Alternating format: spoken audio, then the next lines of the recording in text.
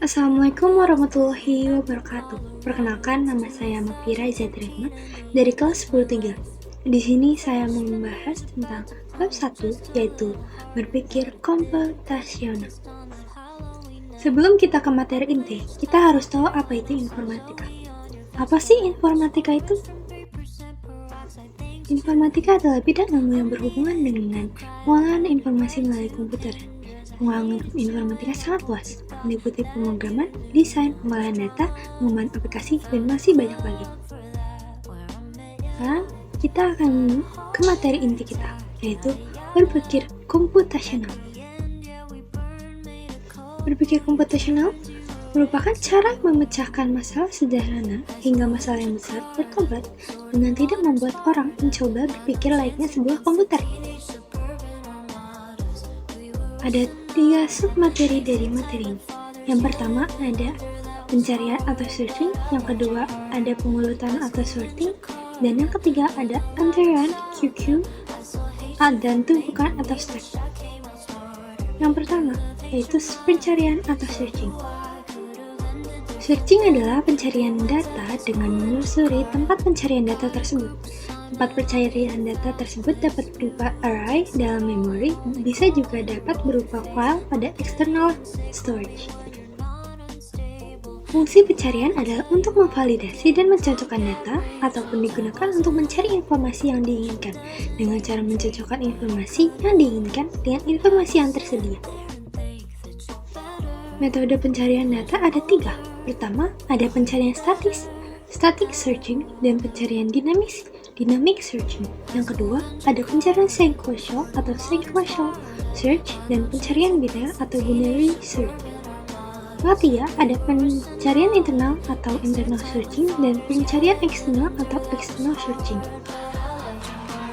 Yang pertama, ada pencarian statis atau static searching, dan pencarian dinamis atau dynamic searching.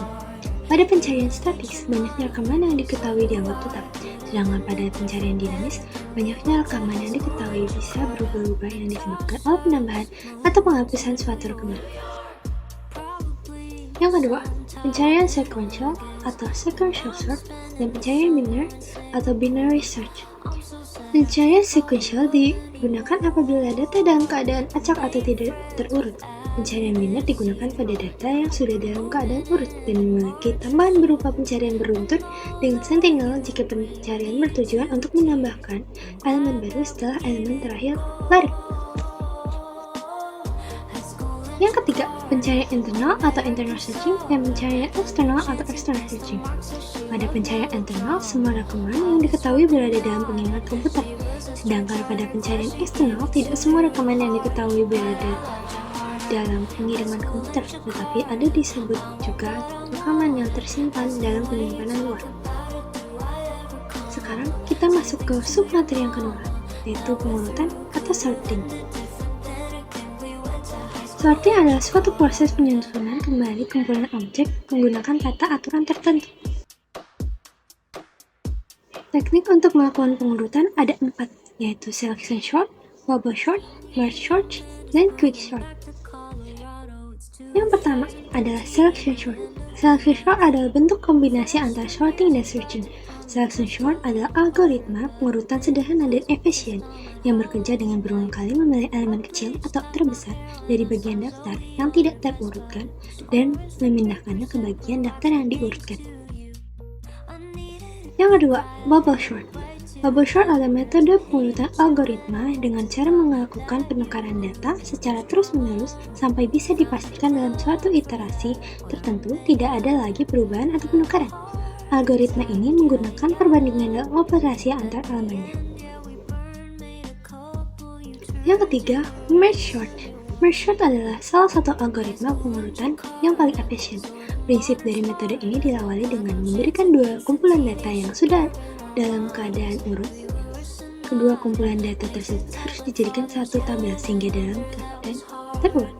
Algoritma merge sort dirumuskan dalam 3 langkah berpola divide and conclude. Yang keempat, quick sort. Algoritma quick sort merupakan algoritma untuk mengurutkan data dengan pendekatan rekursi. Proses pengurutan dilakukan dengan memecah kumpulan data menjadi dua bagian berdasarkan nilai pivot yang dipilih. Pada prinsipnya, nilai pivot yang dipilih ini akan ditempatkan pada posisinya di setiap akhir proses partisi. Sekarang, kita akan ke submateri yang ketiga, yaitu antrean atau queue dan tumpukan atau stack. Antrean atau queue. Queue adalah struktur data linear di mana kita dapat menyisipkan dan menghapus elemen dari data. Akhir daftar dari mana elemen disisipkan disebut ujung belakang dan ujung di mana elemen dihapus ada ujung depan. Struktur data yang menggoda queue mengikuti prinsip FIFO atau first in, first out, yang berarti elemen yang dimasukkan pertama dari ujung belakang akan menjadi elemen pertama yang dihapus dari ujung depan. Yang kedua, tumpukan atau stack. Stack adalah struktur data linear yang mengikuti aturan tertentu untuk melakukan operasi. Data yang memiliki struktur stack tersusun seperti tumpukan, sehingga hanya elemen yang baru dapat dimasukkan yang dapat diakses atau dilihat. Ujung tumpukan yang digunakan untuk melakukan semua operasi disebut bagian atas tumpukan. Stack mengikuti prinsip default, last in, first out, yang berarti elemen yang dimasukkan terakhir akan menjadi elemen pertama yang keluar dari urutan data.